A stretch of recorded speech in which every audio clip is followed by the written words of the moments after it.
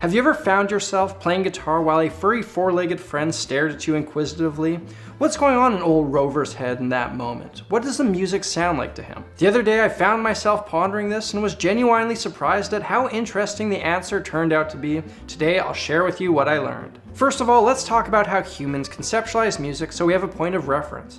And when you think about what's going on in our brain when we listen to our favorite songs, it's quite incredible. A lot of it is built on our ability to recognize and predict patterns. For example, if I play arbitrary notes at random time intervals on my guitar, it sounds a little something like this.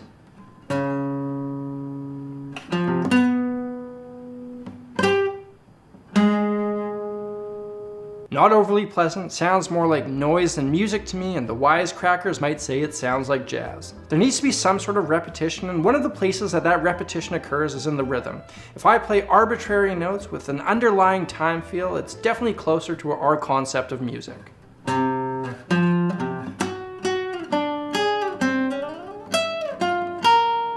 We're getting close here, and now when I implement some sort of repetition in my note choices, most would agree that fundamentally this is music even if it's not to their taste.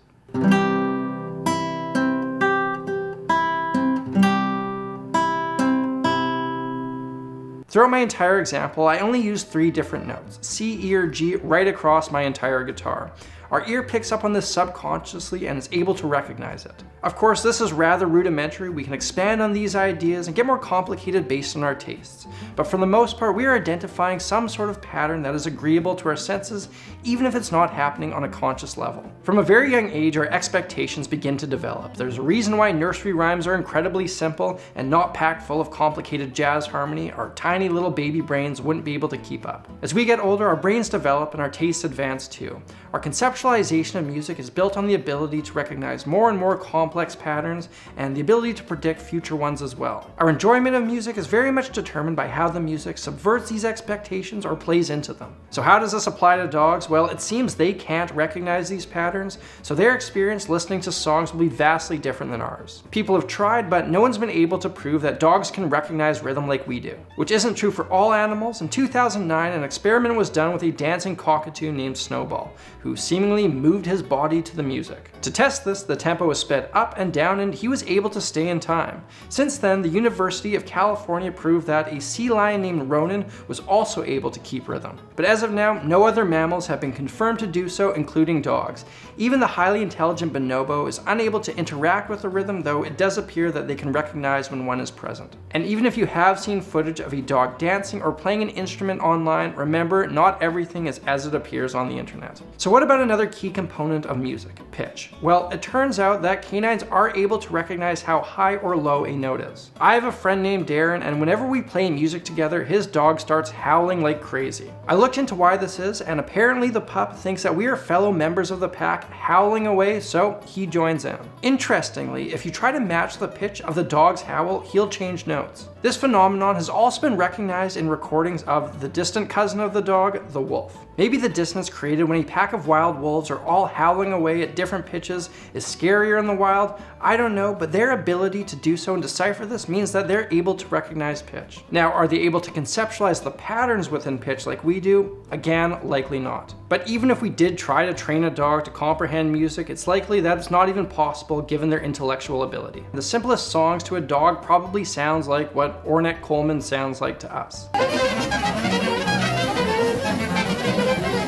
However, it has been confirmed by researchers that dogs will react differently to different genres. According to an article in Psychology Today, research confirms that dogs have musical preferences and react differently to particular types of music. Psychologist Deborah Wells at Queen's University in Belfast exposed dogs in an animal shelter to different types of music. The kind of music that the dogs listened to made a difference. When the researchers played heavy metal music, the dogs became quite agitated and began barking. Listening to popular music or human conversation did not produce behaviors that were noticeably different from having no sound at all. Classical music, on the other hand, seemed to have a calming effect on the dogs. While listening to it, their level of barking was significantly reduced and the dogs often lay down and settled in place. It's yet to be determined what elements of music cause this reaction, but there's definitely something there. Interestingly, a dog will hear recorded music differently than live music because of our technology. Humans have a biological limit to our hearing. There are high and low pitches that we don't pick up. Of course, these notes still exist, and there are some animals like dogs that hear many of the higher ones, which explains why a dog will freak out when it hears a dog whistle, but you'll hear nothing.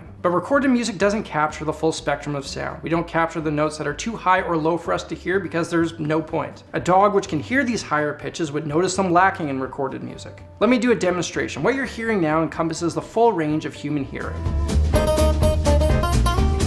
And now here it is with the upper bit cut out. This might be a decent representation of how a canine might hear recorded music. Now, I am definitely no neuroscientist, I am merely a musician. If you have anything you want to add to the discussion or anything you want to correct, please let me know in the comments. I hope you guys found this video interesting and learned a little something about our furry friends. And if you're sad because your dog doesn't seem interested in your music, you now know that you don't need to take it personally. If this video interested you, I want to recommend the book, This Is Your Brain on Music. It breaks down some of these sciencey principles and makes it easy and fun to understand for people like me. I'll put up an Amazon link in the description, check it out. If you're new here, hit that subscribe button. I'm Samurai Guitarist. Thank you all for watching, and I will see you again soon.